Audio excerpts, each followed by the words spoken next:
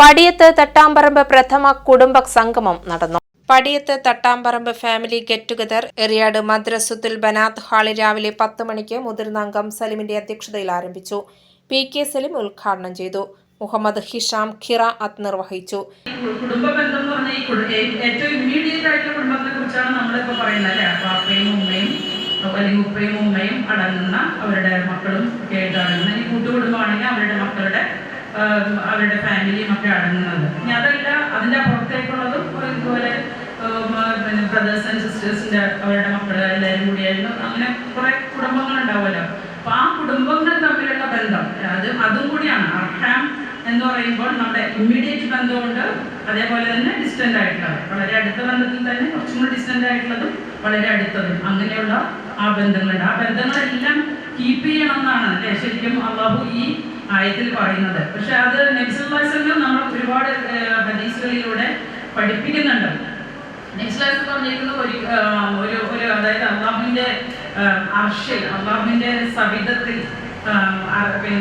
അർഹാം അല്ലെങ്കിൽ കുടുംബ ബന്ധം അള്ളാഹുവിൻ്റെ അർഷിനോട് അടുത്ത് തൊട്ട് പറയുകയാണ്. കാരണം എനിക്ക് അതായത് അള്ളാഹുവിലേക്ക് ഞാൻ ശരണം തേടുന്നു, എന്നെ മുറിച്ചു കളയുന്നതിൽ നിന്നും.